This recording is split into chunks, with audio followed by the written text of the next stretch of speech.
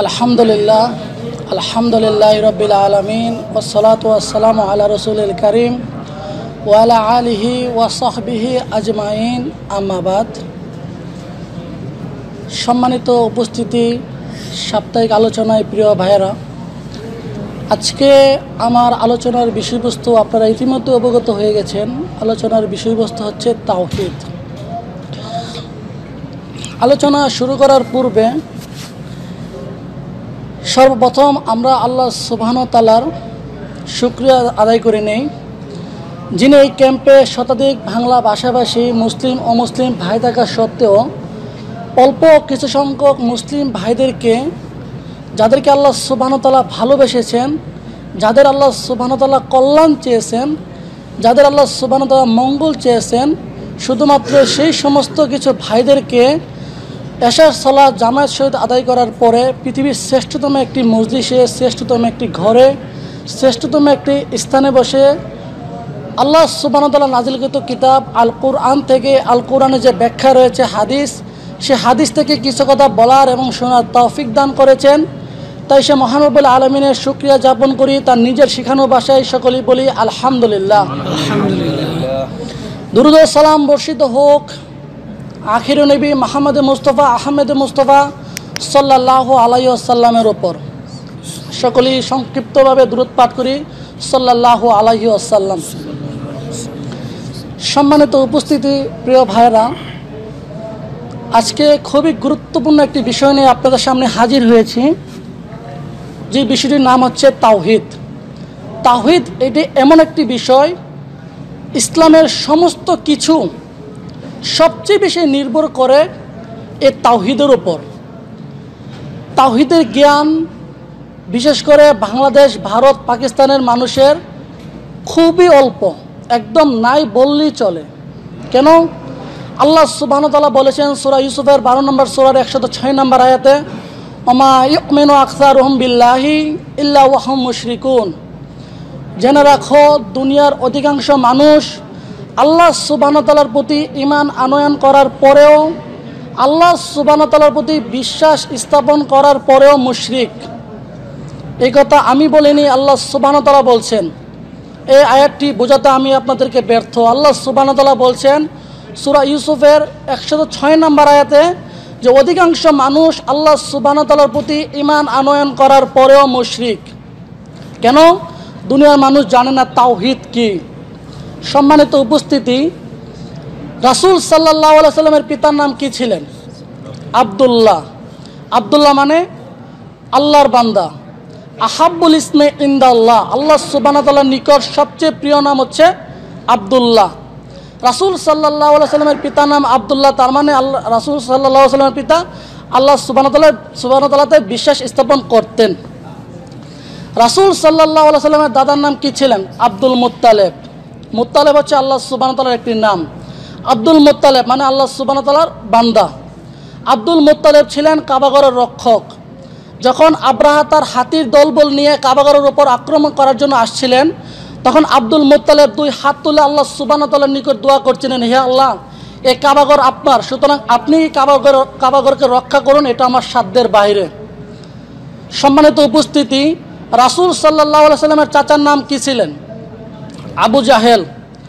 আবু জাহেল যখন বদরের যুদ্ধে রাসূল সাল্লাল্লাহু আলাইহি সাল্লামের বিপক্ষে যুদ্ধ করার জন্য যাচ্ছিলেন, তখন কাবাঘরের গিলাফ ধরে ধরে আল্লাহ সুবহানাহু ওয়া তাআলার নিকট দোয়া করতে লাগলেন, হে আল্লাহ, আজকে বিভ্রান্ত মুহাম্মদ, নাউজুবিল্লাহ মিন জালিকিন, সে মুহাম্মদের বিরুদ্ধে যুদ্ধ করার জন্য যাচ্ছি, সুতরাং তুমি আমাকে বিজয় দান করো।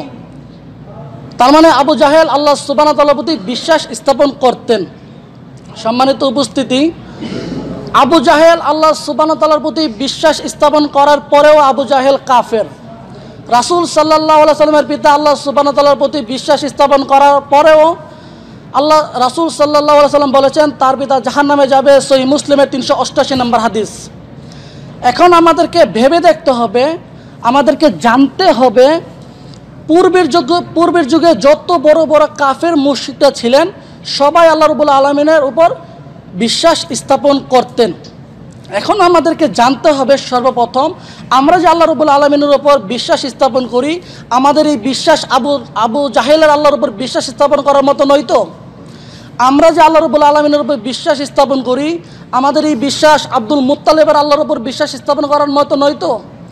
আমরা যে আল্লাহর উপর বিশ্বাস স্থাপন করি, আমাদের এই বিশ্বাস আবু লাহাব আল্লাহর উপর বিশ্বাস স্থাপন করার মতো নয় তো? সেজন্য আমাদেরকে সর্বপ্রথম জানতে হবে তাওহীদ কি। সম্মানিত উপস্থিতি, আল্লাহ সুবহানাহু ওয়া তাআলা পবিত্র কোরআনে যেখানেই তাওহীদের আলোচনা করেছেন, তিনি তাওহীদকে 3টি ভাগে ভাগ করেছেন। কি? আর তাওহীদে রুবুবিয়্যাহ, আল্লাহ সুবহানাহু ওয়া তাআলাকে রব হিসাবে বিশ্বাস করা। আর তাওহীদে উলুহিয়্যাহ, আল্লাহ সুবহানাহু ওয়া তাআলাকে ইলাহ হিসাবে বিশ্বাস করা। আর তাওহীদে আসমা ও সিফাত, আল্লাহ সুবহানাহু ওয়া তাআলার নাম ও গুণাবলীতে বিশ্বাস করা। এখন আপনি হয়তো ভাবতে পারেন, আপনি হয়তো চিন্তা করতে পারেন যে আমরা তো জানি যিনি ইলাহ তিনি রব, যিনি রব তিনি ইলাহ, তাহলে আপনি দুটোর ভিতরে পার্থক্য কেন করছেন? এই দুটোর ভিতরে ভাগ কিভাবে হলো? সম্মানিত উপস্থিতি, অবশ্যই দুটোর ভিতরে ভাগ রয়েছে। আল্লাহ সুবহানাহু ওয়া তাআলা সূরা নামলের 27 নম্বর সূরার 60 নম্বর আয়াতে বলেছেন, আম্মান খালাকাস সামাওয়াতি ওয়াল আরদ, দুনিয়ার মানুষ, আসমান এবং জমিন কে সৃষ্টি করেছেন? দুনিয়ার মানুষ যে বলবে আল্লাহ সুবহানাহু ওয়া তাআলা সৃষ্টি করেছেন, এটা আল্লাহ রাব্বুল আলামিন জানেন, তারপরেও দুনিয়ার মানুষকে প্রশ্ন করছেন, আম্মান খালাকাস সামাওয়াতি ওয়াল আরদ, দুনিয়ার মানুষ, আসমান এবং জমিন কে সৃষ্টি করেছেন? ওয়া আনজালা লাকুম মিনাস সামাআ, আসমান থেকে পানি কে বর্ষণ করেন? তারপর আল্লাহ রাব্বুল আলামিন বলছেন, ফাআমবাতনা বিহি হাদাইকা যাতা বাহাজা, সেই বৃষ্টির পানি দিয়ে গাছগাছালি কে উৎপন্ন করেন? তারপরে আল্লাহ রাব্বুল আলামিন উক্ত আয়াতে চ্যালেঞ্জ করছেন দুনিয়ার মানুষকে, কি? মা কানা লাকুম আনতুম কিত সাজারাহা, দুনিয়ার মানুষ, আমি আল্লাহ যদি কোনো বীজ থেকে গাছ উৎপন্ন না করি, তাহলে তোমরা যতই পানি দাও, যতই সার দাও, যতই নিড়ানি দাও, পৃথিবীর সকল ইঞ্জিনিয়ারদেরকে একত্রিত করো, পৃথিবীর সকল বিজ্ঞানীদেরকে একত্রিত করে চেষ্টা করো, তারপরে সেই বীজ থেকে গাছ উৎপন্ন করতে পারবে না। এটা আল্লাহ সুবহানাহু ওয়া তাআলার চ্যালেঞ্জ। আল্লাহ সুবহানাহু ওয়া তাআলা জানেন যে দুনিয়ার মানুষ বিশ্বাস করে আল্লাহ সুবহানাহু ওয়া তাআলা আসমান এবং জমিন সৃষ্টি করেছেন। আল্লাহ সুবহানাহু ওয়া তাআলা জানেন যে দুনিয়ার মানুষ বিশ্বাস করে আসমান থেকে পানি আল্লাহ রাব্বুল আলামিনই বর্ষণ করে থাকেন। দুনিয়ার মানুষ বিশ্বাস করে যে সেই পানি দিয়ে গাছগাছালি আল্লাহ সুবহানাহু ওয়া তাআলা উৎপন্ন করেন। আল্লাহ সুবহানাহু ওয়া তাআলা জানেন যে এই বীজ থেকে গাছ উৎপন্ন আল্লাহ সুবহানাহু ওয়া তাআলাই করেন। এটা দুনিয়ার মানুষ বিশ্বাস করে আল্লাহ সুবহানাহু ওয়া তাআলা ভালো করে জানেন। তারপর এতগুলো প্রশ্ন করার কারণ কি? আয়াতের শেষ প্রশ্ন কি? আ ইলাহুম মা আল্লাহ, তারপরে কি তোমরা বলতে চাও আল্লাহ ব্যতীত কোনো ইলাহ আছে? তারপরে কি তোমরা আল্লাহ ব্যতীত অন্য কাউকে ইলাহ হিসেবে মানবে? এরপর আয়াত আল্লাহ সুবহানাহু ওয়া তাআলা আবার বলছেন কি? আম্মান জাআলাল আরক করর, পৃথিবীকে কে স্থির করেছে? আপনি কোনো কিছুকে শূন্যরূপে স্থির করতে পারবেন না, ছাড়লেই পড়ে যাবে। আল্লাহ সুবহানাহু ওয়া তাআলা পৃথিবীকে শূন্যরূপে স্থাপন করেছেন। তারপরে আল্লাহ রাব্বুল আলামিন আবার বলছেন, ওয়াজআলা খিলালাহা নাহর, পৃথিবীর মাঝখান দিয়ে নদী কে প্রবাহিত করেছে? এটা আল্লাহ রাব্বুল আলামিনের প্রশ্ন যে পৃথিবীর মাঝখান দিয়ে নদী কে প্রবাহিত করেছে। তারপরে আল্লাহ রাব্বুল আলামিন আবার বলছেন, ওয়াজআলা লাহা রাসিয়া, পৃথিবীর ভার এবং ওজন ঠিক রাখার জন্য, পৃথিবীর লেভেল ঠিক রাখার জন্য পৃথিবীর মাঝখানে এত বিশাল বড় বড় পাহাড় কে স্থাপন করেছে? তারপর আল্লাহ রাব্বুল আলামিন আবার প্রশ্ন করছেন কি? ওয়াজআলা বাইনাল বাহরাইনি হাজিদা, বঙ্গোপসাগরের পানি লবণাক্ত, পদ্মা মেঘনার পানি মিষ্টি, দুই পানি পাশাপাশি আছে, একটা পানি আরেকটার সাথে মিশে যায় না, দুটার ভিতর পার্থক্য, এই আর কে স্থাপন করেছে, কে সৃষ্টি করেছে? আল্লাহ রাব্বুল আলামিন জানেন যে পৃথিবীকে স্থির আল্লাহ সুবহানাহু ওয়া তাআলাই করেছেন, এটা দুনিয়ার মানুষ বিশ্বাস করে। আল্লাহ রাব্বুল আলামিন জানেন যে এই দুই পানির ভিতরে মাঝখানে আর একমাত্র আল্লাহ সুবহানাহু ওয়া তাআলাই সৃষ্টি করেছেন, এটা দুনিয়ার মানুষ বিশ্বাস করে, আল্লাহ সুবহানাহু ওয়া তাআলা জানেন। তারপরে এতগুলো প্রশ্ন করার কারণ কি? আয়াতের শেষ প্রশ্ন, আ ইলাহুম মা আল্লাহ, তারপরে কি তোমরা বলতে চাও আল্লাহ ব্যতীত কোনো ইলাহ আছে? সম্মানিত উপস্থিতি, এই দুইটি আয়াতকে সামনে রেখে আমি আপনাদেরকে বোঝাতে চাচ্ছি, আল্লাহ সুবহানাহু ওয়া তাআলা এই দুইটি আয়াতকে সামনে রেখে আল্লাহ সুবহানাহু ওয়া তাআলা বলতে চাচ্ছেন, আল্লাহ সুবহানাহু ওয়া তাআলাকে আসমান এবং জমিন সৃষ্টিকারী হিসেবে বিশ্বাস করা আল্লাহ রাব্বুল আলামিনকে ইলাহ হিসেবে বিশ্বাস করার জন্য যথেষ্ট নয়। আল্লাহ সুবহানাহু ওয়া তাআলাকে আসমান থেকে পানি বর্ষণকারী হিসেবে বিশ্বাস করা আল্লাহ রাব্বুল আলামিনকে ইলাহ হিসেবে বিশ্বাস করার জন্য যথেষ্ট নয়। আল্লাহ রাব্বুল আলামিনকে বীজ থেকে গাছ উৎপন্ন করা হিসাবে বিশ্বাস করা আল্লাহ রাব্বুল আলামিনকে ইলাহ হিসেবে বিশ্বাস করার জন্য যথেষ্ট নয়। কেন? সে পূর্বের কথা। আবু জাহেল যখন বদরের যুদ্ধে রাসূল সাল্লাল্লাহু আলাইহি সাল্লামের সঙ্গে যুদ্ধ করার জন্য যাচ্ছিলেন, তিনিও ঠিক একই রকম আল্লাহ সুবহানাহু ওয়া তাআলার নিকট দোয়া করতে লাগলেন, হে আল্লাহ, আজকে আমি মুহাম্মদের সাথে যুদ্ধ করার জন্য যাচ্ছি, সুতরাং তুমি আমাকে বিজয় দান করো। কে দোয়া করছেন? কাফেরদের নেতা আবু জাহেল। কার নিকট দোয়া করছে? আল্লাহ সুবহানাহু ওয়া তাআলার নিকট। যেই আবু জাহেল আল্লাহ সুবহানাহু ওয়া তাআলার নিকট দোয়া করতে পারে, যেই আবু জাহেল আল্লাহ সুবহানাহু ওয়া তাআলাতে বিশ্বাস করে, সেই আবু জাহেল কিভাবে কাফের? এটা প্রশ্ন। কেন? সে আল্লাহ রাব্বুল আলামিনকে রব হিসেবে বিশ্বাস করে, তবে ইলাহ হিসেবে বিশ্বাস স্থাপন করে না। বাংলাদেশের 90% আলেম উলামা, সাধারণ মানুষ দূরের কথা, আলেম উলামা জানে না আল্লাহকে রব হিসেবে বিশ্বাস করা কি, আল্লাহ রাব্বুল আলামিনকে ইলাহ হিসেবে বিশ্বাস করা কি। সম্মানিত উপস্থিতি, পৃথিবীতে আল্লাহ সুবহানাহু ওয়া তাআলা যত নবী রাসূল প্রেরণ করেছেন, প্রত্যেক নবী রাসূলের এটা দাওয়াত ছিল না যে লা রব্বা ইল্লাল্লাহ, আল্লাহ ব্যতীত কোনো রব নেই। কি দাওয়াত ছিলেন? সূরা আনাম খুলে দেখুন, সূরা আনামের 65 নম্বর আয়াত খুলে দেখুন, সূরা আম্বিয়ার 25 নম্বর আয়াত খুলে দেখুন। আল্লাহ সুবহানাহু ওয়া তাআলা সেখানে স্পষ্ট করে বর্ণনা করছেন, ওমা আরসালনা মিন ক্বাবলিকা মির রাসূল ইল্লা নূহি ইলাইহি আন্নাহু লা ইলাহা ইল্লাল্লাহ আনা ফাবুদুন। হে রাসূল, আপনার পূর্বে আমি যত নবী রাসূল প্রেরণ করেছি, সব নবী রাসূলের একটাই দাওয়াত ছিলেন কি? আল্লাহু লা ইলাহা ইল্লাল্লাহ, আল্লাহ ব্যতীত কোনো ইলাহ নেই, আল্লাহ ব্যতীত কোনো রব নেই। এই কথা কোনো নবী বলেননি। প্রত্যেক নবী রাসূলের একটাই দাওয়াত ছিলেন যে আল্লাহ ব্যতীত কোনো ইলাহ নেই। আর আল্লাহ ব্যতীত কোনো রব নেই এই কথা বলবেনই কেন? সারা পৃথিবীতে কাফির কোন, মুশরিক কোন, ইহুদি কোন, খ্রিস্টান কোন, সবাই আল্লাহ সুবহানাহু ওয়া তাআলাকে রব হিসাবে বিশ্বাস করে। আপনি একটা ইহুদিকে এখন ডেকে জিজ্ঞাসা করুন, আল্লাহ সুবহানাহু ওয়া তাআলা কোরআনের আয়াত, আম্মান খালাকাস সামাওয়াতি ওয়াল আরদ, এই আসমান এবং জমিন কে সৃষ্টি করেছেন? সেই ইহুদি বলবে আল্লাহ সুবহানাহু ওয়া তাআলা সৃষ্টি করেছেন। আপনি একটা খ্রিস্টানকে জিজ্ঞাসা করুন, আসমান এবং জমিন কে সৃষ্টি করেছেন? একটা খ্রিস্টান ঠিক একই উত্তর দেবে, আল্লাহ সৃষ্টি করেছেন। আপনি একটা হিন্দুকে ডেকে জিজ্ঞাসা করুন যে তোমাকে, তোমার বাবা, তোমার 14 গোষ্ঠীকে কে সৃষ্টি করেছে? সেও ঠিক একই উত্তর দেবে, আল্লাহ সৃষ্টি করেছেন। কোনো দুর্গা মা কালী কথা বলবে না, বলবে উপরওয়ালা একজন আছে, তিনি সব কিছু সৃষ্টি করেছেন। তার মানে পৃথিবীতে যত কাফের মুশরিক পূর্বে যুগে ছিল, বর্তমানে আছে, সবাই আল্লাহ সুবহানাহু ওয়া তাআলাকে রব হিসাবে বিশ্বাস করে, কিন্তু ইলাহ হিসাবে বিশ্বাস স্থাপন করে না।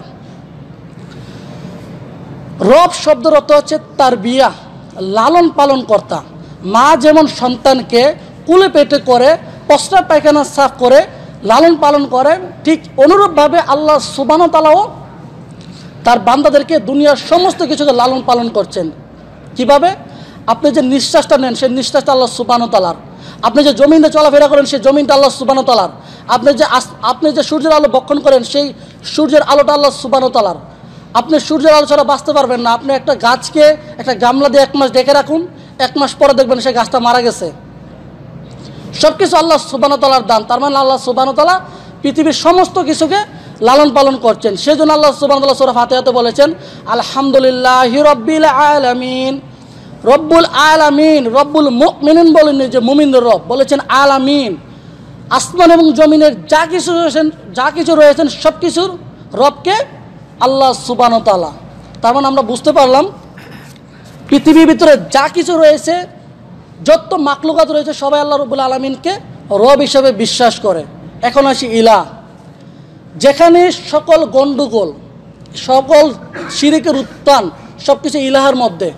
এতক্ষণে জানতে পেরেছেন যে পৃথিবীর সব মানুষ আল্লাহ রাব্বুল আলামিনকে রব হিসাবে বিশ্বাস করে, তবে ইলাহ হিসেবে বিশ্বাস স্থাপন করে না। ইলাহ শব্দের অর্থ হচ্ছে মালুম। বিপদে আপদে পড়ে, কষ্ট পতিত হয়ে, দুঃখ কষ্টের সময় মানুষ যার দিকে ছুটে বেড়ায়, মানুষ যার দিকে যেতে চায়, মানুষ যার দিকে ঝুঁকে পড়ে, অন্তর যার দিকে দাবিত হতে চায়, তাকেই বলে ইলাহ। বাংলাদেশের 90% মানুষ আল্লাহ রাব্বুল আলামিনকে রব হিসাবে বিশ্বাস করে, তবে ইলাহ হিসাবে বিশ্বাস করে না। আপনি বিশ্বাস করেন, বাংলাদেশে একটা মানুষ বিশ্বাস করে আল্লাহ সুবহানাহু ওয়া তাআলা আসমান জমিন সৃষ্টিকর্তা, আল্লাহ সুবহানাহু ওয়া তাআলা রিজিক দাতা, আল্লাহ সুবহানাহু ওয়া তাআলা বীজ থেকে গাছ উৎপন্নদাতা। একটা মানুষ বিশ্বাস করে, তারপরেও যখন তার বাচ্চা হয় না, তখন সে বড় মেডিকেলে দৌড়াদৌড়ি করে, কলকাতায় যায়, মালয়েশিয়া যায়, সিঙ্গাপুর যায়, বিভিন্ন দেশে ঘোরার পর যখন তার সন্তান হয় না, সে চলে যায় শাহজালাল বা আজমিরের মাজারে। কেন? একটা বাচ্চার জন্য। তার মানে সে আল্লাহ রাব্বুল আলামিনকে রব হিসেবে বিশ্বাস করে, তবে ইলাহ হিসেবে বিশ্বাস করে না। একটা মানুষের শরীর খারাপ, সে বাংলাদেশ মেডিকেলে গেছে, ইন্ডিয়া গেছে, কলকাতায় গেছে, কলকাতা হারবাল খেয়েছে, তারপর তার রোগ ভালো হচ্ছে না, তারপরে সে চলে গেছে তাবিজের কাছে, শরীরে তাবিজ লাগানোর জন্য, রোগ থেকে আশ্রয় পাওয়ার জন্য, রোগ থেকে পানাহার জন্য, রোগ থেকে ভালো হওয়ার জন্য সে তাবিজের কাছে গেছে। তার মানে সে আল্লাহ রাব্বুল আলামিনকে রব হিসেবে বিশ্বাস করে, ইলাহ হিসেবে বিশ্বাস করে না। বাংলাদেশের 90% মানুষ আল্লাহ রাব্বুল আলামিনকে রব হিসেবে বিশ্বাস করলো, ইলাহ হিসেবে বিশ্বাস করে না। সেই জন্য আল্লাহ রাব্বুল আলামিন সূরা ইউসুফের 106 নম্বর আয়াতে বলেছেন, ওমা ইউমিনু আকসারুহুম বিল্লাহি ইল্লা ওয়া হুম মুশরিকুন। দুনিয়ার অধিকাংশ মানুষ আল্লাহ রাব্বুল আলামিনের উপর ঈমান আনয়ন করার পরেও মুশরিক। আল্লাহ সুবহানাহু ওয়া তাআলা ইলাহ হওয়ার যে কিছু হক রয়েছে, কিছু অধিকার রয়েছে, সে হক এবং অধিকার যদি আল্লাহ ব্যতীত কোনো দুনিয়াবি কোনো মানুষকে, কোনো কিছুকে বিন্দু পরিমাণ, সরিষার দানা পরিমাণ দেয়, তাহলে সে মুশরিক। সে মুশরিক হয়ে গেল, সে শিরিক করলো।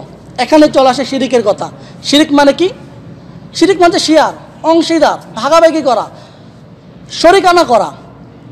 যখন আপনি আল্লাহ সুবহানাহু ওয়া তাআলার যে ইলাহ হওয়ার হক রয়েছে, যে অধিকার রয়েছে, সে হক এবং অধিকার যদি আল্লাহ ব্যতীত দুনিয়াবি কোনো কিছুর সামনে, কোনো কিছুকে সামান্য পরিমাণ দিয়ে থাকেন, আল্লাহ সুবহানাহু ওয়া তাআলার যে হক রয়েছে, সেই হক যদি আল্লাহ ব্যতীত অন্য কাউকে সামান্য পরিমাণ, সরিষার দানা পরিমাণ দিয়ে থাকেন, তাহলে আপনি মুশরিক।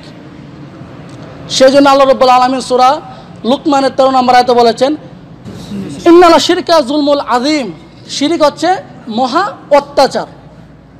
শিরিক কি? শিরিক হচ্ছে মহা অত্যাচার। কীভাবে অত্যাচার?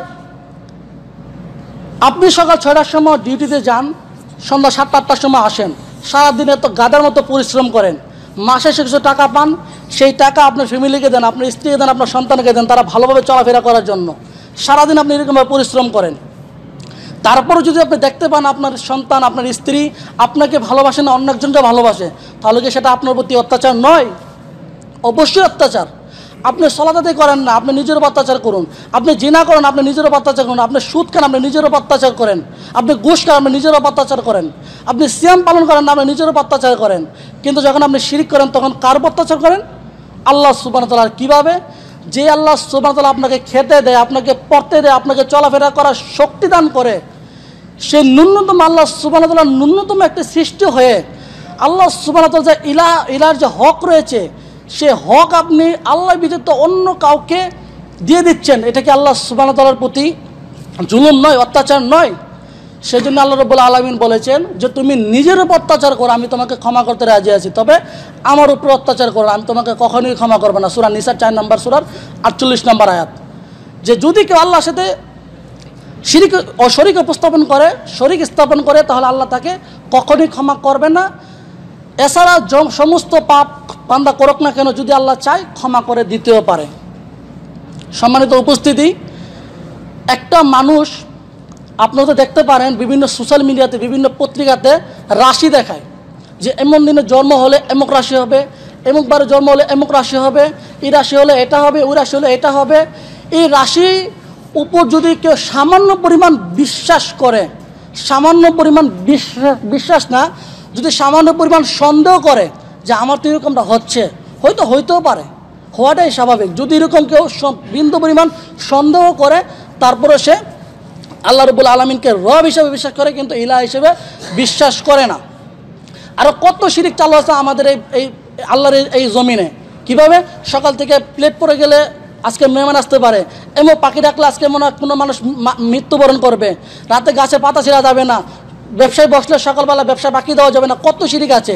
কেউ যদি এগুলোর উপরে সামান্য পরিমাণ বিশ্বাস তো দূরের কথা, যদি সামান্য পরিমাণ সন্দেহ করে, তারপরে সে আল্লাহ রাব্বুল আলামিনকে রব হিসেবে বিশ্বাস করলেও সে আল্লাহ রাব্বুল আলামিনকে ইলাহ হিসেবে বিশ্বাস করে না। তার লা ইলাহা ইল্লাল্লাহ কেটে গেছে, তার ইলাহা কেটে গেছে, সে আল্লাহ রাব্বুল আলামিনকে রব হিসেবে বিশ্বাস করে। সেই জন্য আল্লাহ রাব্বুল আলামিন বলেছেন শিরকের ভয়াবহ বোঝাতে, যে সূরা মায়েদার 5 নম্বর সূরার 72 নম্বর আয়াত, যে ব্যক্তি আল্লাহর সাথে অংশীদার স্থাপন করবে তাকে আল্লাহ জাহান্নামে প্রবেশ করাবেন, এবং এরূপ অত্যাচারীদের জন্য কাল কিয়ামতের দিন কোনো সাহায্যকারী থাকবে না।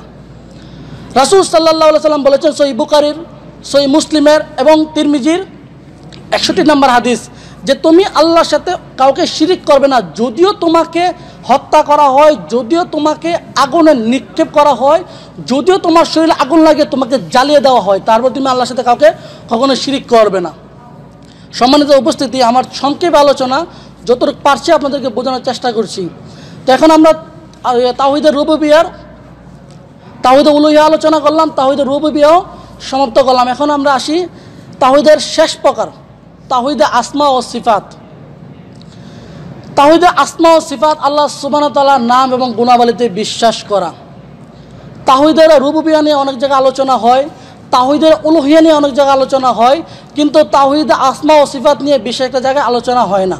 আমি সংক্ষিপ্তভাবে আপনাদেরকে তাওহীদের আসমা ও সিফাতের যে গুরুত্ব, কি প্রয়োজনীয়, আল্লাহ সুবহানাহু ওয়া তাআলার নামের কি প্রয়োজনীয়তা, ততটুকু আপনাদেরকে বোঝানোর চেষ্টা করবে ইনশাআল্লাহ।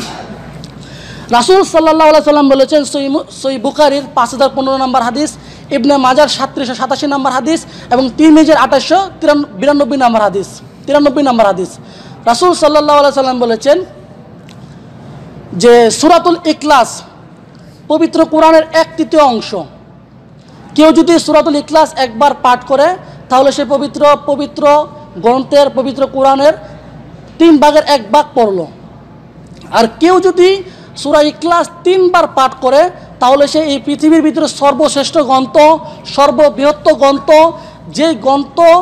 যে গ্রন্থের একটা হরফ পাঠ করলে 10টা নেকি, রাসূল সাল্লাল্লাহু আলাইহি সাল্লাম বলেছেন, তিরমিজির 2905 নম্বর হাদিস, যে গ্রন্থের একটা হরফ পাঠ করলে 10টা নেকি হয়, এত বৃহৎ একটা গ্রন্থ পাঠ করার সমতুল্য কেউ যদি সূরাতুল ইখলাস 3 বার পাঠ করে তাহলে এত বড় একটা গ্রন্থ, সেজন্য এত বড় একটা গ্রন্থ আল কোরআন পাঠ করলো।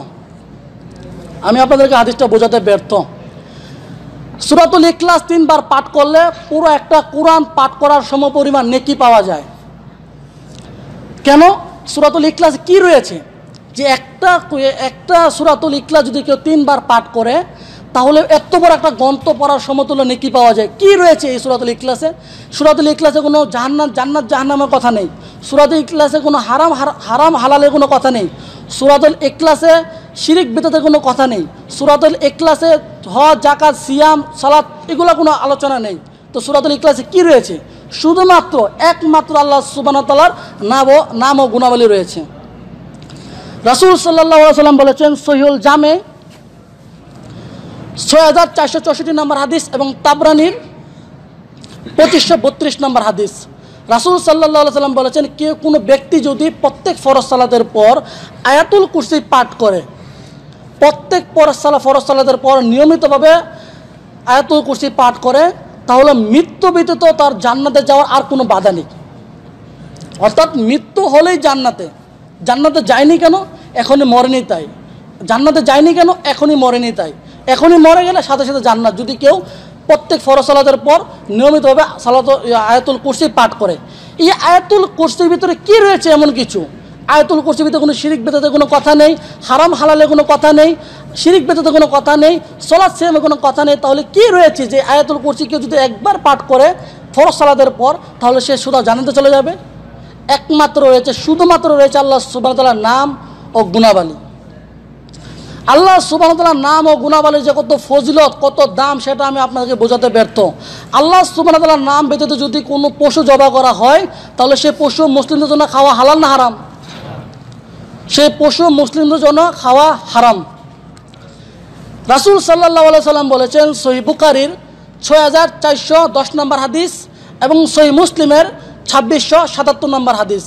রাসূল সাল্লাল্লাহু আলাইহি সাল্লাম বলেছেন, আল্লাহ সুবহানাহু ওয়া তাআলার 99টি নাম রয়েছে, সেই 99টি নাম যদি কোনো ব্যক্তি আয়ত্ত করতে পারে, কোনো ব্যক্তি মুখস্থ করতে পারে, কোনো ব্যক্তি এটাকে আয়ত্ত করতে পারে, তাহলে সে জান্নাতে চলে যাবে। শুধুমাত্র আল্লাহ সুবহানাহু ওয়া তাআলার 99টি নাম, আল্লাহ সুবহানাহু ওয়া তাআলার 99টি নামে এত গুণাগুণ, এত ফজিলত রয়েছে, এত বরকত রয়েছে। রাসূল সাল্লাল্লাহু আলাইহি সাল্লাম বলেছেন, কোনো ব্যক্তি যদি আল্লাহ সুবহানাহু ওয়া তাআলার নাম দিয়ে কোনো কাজ শুরু করে তাহলে সেই কাজের ভিতরে বরকত লাভ করা যায়, কারণ আল্লাহ সুবহানাহু ওয়া তাআলার নাম হচ্ছে বরকতময়। আল্লাহ সুবহানাহু ওয়া তাআলার নাম ও গুণাবলীর একটা ব্যাখ্যা দিয়ে আমরা আলোচনা শেষ করব, যেটা আলোচনার শিডিউল চলে এসেছে। আল্লাহ সুবহানাহু ওয়া তাআলার সূরা ফাতিহাতে 2 নম্বর আয়াতে বলেছেন, আলহামদুলিল্লাহি রাব্বিল আলামিন আর রহমানির রহিম। আর রহমানির রহিম, পরম করুণাময় অসীম দয়ালু। কি বলেছেন? পরম করুণাময় অসীম দয়ালু। এখন আপনি প্রশ্ন করতে পারেন অসীম দয়ালু আল্লাহ সুবহানাহু ওয়া তাআলা কীভাবে হয়? আমাদের এলাকার মেম্বার দেখি অনেক দয়ালু, অনেক দান দক্ষিণা করে। আমাদের এলাকার চেয়ারম্যান অনেক দান দক্ষিণা করে, অনেক প্রভাবশালী, অনেক দয়ালু। আমার বড় ভাই অনেক প্রভাবশালী, অনেক দান দক্ষিণা করে। আল্লাহ সুবহানাহু ওয়া তাআলা দয়ালু কীভাবে হয়? একটা ছোট উদাহরণ দেই। আপনার যখন কোনো কিছু প্রয়োজন হবে, তখন আপনি আপনার বড় ভাইয়ের কাছে যদি সেটা চেতে যান, তাহলে সেই বড় ভাইয়ের কাছে আপনাকে নত হতে হবে, আনন্দ মিনতি করতে হবে, তার ঘরের সামনে আধা ঘন্টা বসে থাকতে হবে, তার হাত পা টিপতে হবে, তারপরে আপনার ভাই আপনার প্রতি দয়া করবে। আর দয়া করলেই যে আপনাকে সেটা দিবে তারও কোনো গ্যারান্টি নেই। নাম্বার 2, এটা হচ্ছে মানুষের দয়া। নাম্বার 2, আপনার ভাই আপনাকে 1 দিন দেবে, 2 দিন দেবে, 3 দিন দেবে, প্রত্যেক দিন দেবে, এটার কোনো গ্যারান্টি নেই। এটা হচ্ছে মানুষের দয়া। আপনার ভাই 3য় দিন আপনাকে সেই জিনিসটা আপনি প্রথম থেকে দিয়েছিলেন, সেই বৃষ্টির জন্য আপনাকে যে 3য় দিন খোটা দেবে না, এর কোনো গ্যারান্টি নেই। 3য় দিন আপনার ভাই আপনাকে খোটা দেবে যে আমি যদি সেই দিন তোকে এটা না দিতাম তাহলে তো তুই রাস্তায় পড়ে মরতি, তুই তো এতটুকু আসতেই পারতি না, আর আজকে তুই আমার গুণাগুণ গাছ না, আমার প্রশংসা করস না, আমার একটা জিনিস প্রয়োজন, তুই আজকে আমাকে সেটা দিস না। তার মানে আপনার ভাই আপনাকে খোটা দেবে না, এর ভিতরে কোনো গ্যারান্টি নেই, খোটা যে দেবে না আপনাকে। এটা হচ্ছে মানুষের দয়া। আর আল্লাহ সুবহানাহু ওয়া তাআলার দয়া কি? রাসূল সাল্লাল্লাহু আলাইহি সাল্লাম বলেছেন, তিরমিজির 4 নম্বর খণ্ডের 292 নম্বর পৃষ্ঠা, রাসূল সাল্লাল্লাহু আলাইহি সাল্লাম বলেছেন, আল্লাহ সে বান্দার প্রতি রাগান্বিত হন যে ব্যক্তি আল্লাহ সুবহানাহু ওয়া তাআলার নিকট কিছু চায় না। এটা হচ্ছে আল্লাহর দয়া। কি রাসূল সাল্লাম কি বলেছেন? আল্লাহ সে বান্দার উপর রাগান্বিত হন যিনি আল্লাহ সুবহানাহু ওয়া তাআলার নিকট কোনো কিছু চায় না। এটা হচ্ছে আল্লাহ সুবহানাহু ওয়া তাআলার দয়া। আর মানুষের দয়া আমি আপনাকে কিছুক্ষণ আগে ব্যাখ্যা করে শোনালাম। রাসূল সাল্লাল্লাহু আলাইহি ওয়াসাল্লাম আরও বলেছেন, আমরা বিভিন্ন কাজকর্মের জন্য, বিভিন্ন কিছু পাওয়ার জন্য কত ঘুষ দিয়ে থাকি, কত সুদ খেয়ে থাকি, কত কিছু করে থাকি। আর রাসূল সাল্লাল্লাহু আলাইহি